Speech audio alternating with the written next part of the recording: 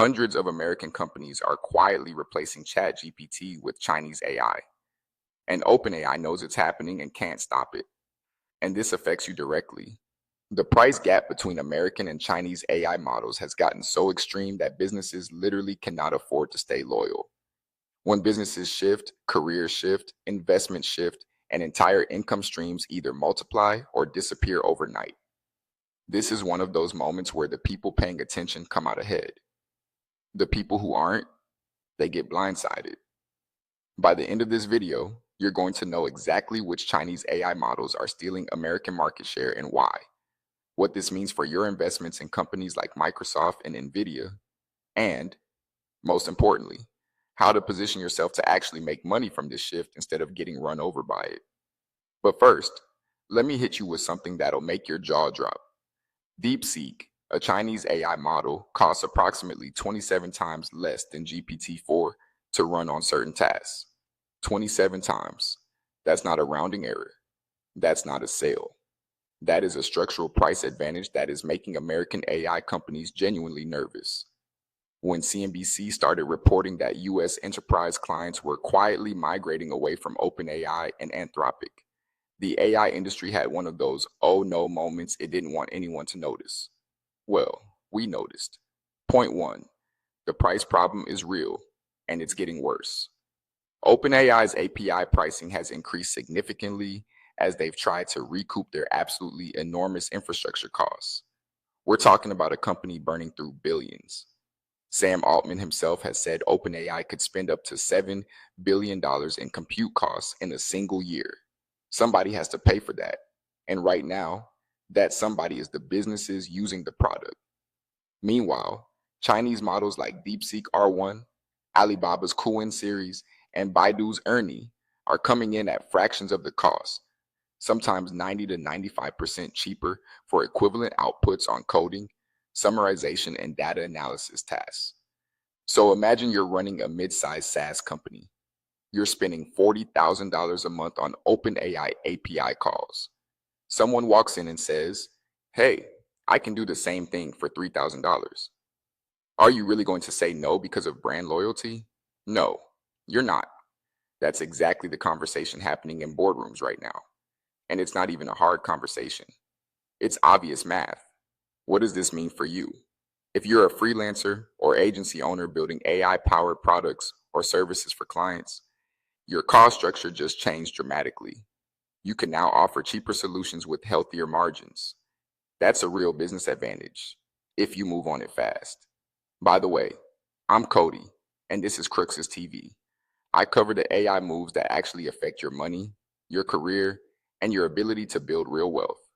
If that's useful to you, hit subscribe. I drop videos like this every single week. Point two, the companies making the switch are not small. This isn't just startups being scrappy. CNBC's reporting specifically highlighted that enterprise-level companies, the kind with actual procurement departments and legal teams and compliance officers, are evaluating and in some cases actively deploying Chinese AI models for internal workflows. We're talking about Fortune 500 adjacent businesses running pilots on DeepSeek for customer service automation, document processing, and internal knowledge management. Now the nuance matters here. Most of these companies aren't going fully Chinese. They're running hybrid setups, using cheaper Chinese models for routine, low-stakes tasks, while keeping American models for sensitive or customer-facing applications. But the wedge is in. And historically, once a cheaper solution gets its foot in the door on the boring use cases, it creeps into everything else. I've seen this pattern before. It doesn't stop at the boring stuff. The investment angle here is direct. If enterprise AI spend starts splitting away from pure play OpenAI dependent companies, the stocks most exposed are the ones that bet everything on OpenAI's dominance. Microsoft, for example, is deeply integrated with OpenAI. They've put in $13 billion. Any sustained shift in enterprise preference creates a real overhang on that position. Not saying sell Microsoft, saying know what you own and why. Point three, DeepSeek changed the game in January, and most people still haven't processed it. When DeepSeek R1 dropped in January 2025, It didn't just outperform expectations. It outperformed American models on certain benchmarks while being trained at a fraction of the cost. The reported training cost was around $6 million. OpenAI's GPT-4 reportedly cost over $100 million to train. That gap demolished assumptions the industry had been quietly leaning on, mainly that you needed unlimited American compute to build world-class AI. Turns out you don't. And that's a geopolitical earthquake, not just a tech story. The practical consequence for you: if the cost of intelligence keeps dropping, the value shifts from the model itself to whoever can deploy it smartly. The money isn't in owning AI anymore. It's in knowing how to use AI better than everyone else in your specific industry. The person who figures out how to apply DeepSeek or QN to real estate underwriting, or legal document review, or e-commerce personalization, that person wins, not the person who just has a ChatGPT subscription. Point 4. OpenAI is actually panicking. Here's the evidence. Panicking is a strong word, but look at the behavior. OpenAI has slashed prices on its API multiple times over the past year.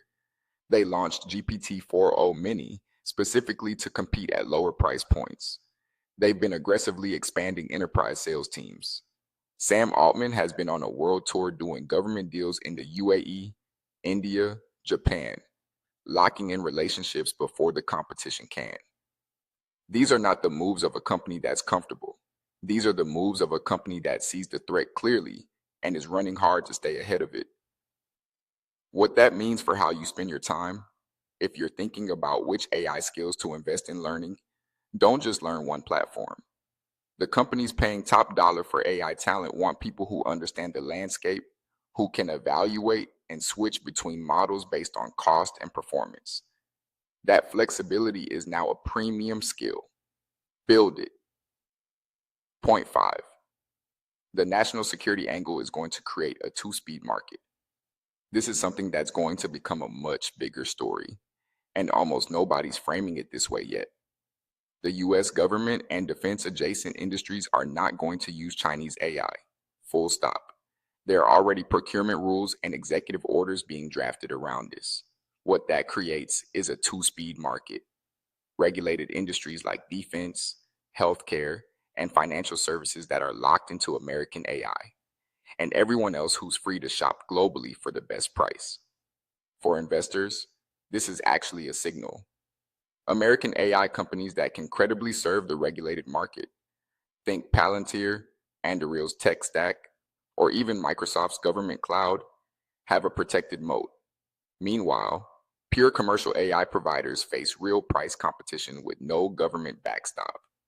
That's how you should be thinking about AI stocks right now. Not, is AI going to win? Of course it is. The question is, which AI companies have a defensible position when the price war gets ugly? Point 6. The skills that are going to explode in value. Because of this, when costs drop, deployment accelerates. Every company that was sitting on the sidelines because AI was too expensive is about to move. That means the demand for people who can implement, manage, and optimize AI workflows is about to spike hard. Specifically, prompt engineers who work across multiple models, AI integration developers who can connect these tools to existing business systems, and consultants who can help mid-sized companies figure out their AI migration strategy. If you're looking for a new income stream right now, AI implementation consulting is genuinely underserved. Most small and mid-sized businesses have no idea how to evaluate DeepSeek versus GPT-4o versus Claude for their specific use case. You could learn that in 30 days and charge for it immediately. I'm not exaggerating. The knowledge gap is actually that wide. It surprised me too, honestly. Point 7. The long game. Who actually wins this? My honest take: this is not a story where China wins and America loses, or vice versa. AI is becoming a commodity faster than anyone expected. And when something becomes a commodity, the value concentrates at the top, the best models, and at the application layer, the people building useful things with those models. The middle gets gutted. Generic AI wrappers, cookie cutter chatbot companies. We added AI to our product startups. Those are the casualties. Real value gets built by people with domain expertise who know how to deploy AI to solve a specific painful problem better than anyone else. So the question is, do you have domain expertise? Because if you do, AI just made that expertise significantly more powerful. If you don't, your timeline for developing it just got shorter. That's not a comfortable thing to sit with, but it's true. So here's where we land. Chinese AI is not a threat to America in some abstract geopolitical sense. It's a specific financial pressure on specific companies. And those companies are making decisions right now that will reshape the industry over the next 2 to 3 years. OpenAI and Anthropic will survive, but they will not look the same on the other side of this. The market is fragmenting. The price war is real. And the people who understand that early get to position themselves before everyone else catches up. So here's what I want you to do. Go look at DeepSeek R1. Run a task you normally use ChatGPT for and compare the output. Understand what you're working with. Then ask yourself, what problem in my industry could I solve better, cheaper, and faster with access to AI that costs almost nothing to run? That question is worth more than anything else in this video. If you want to stay ahead of moves like this before they become mainstream news, the next video you should watch is right here. Don't sleep on it.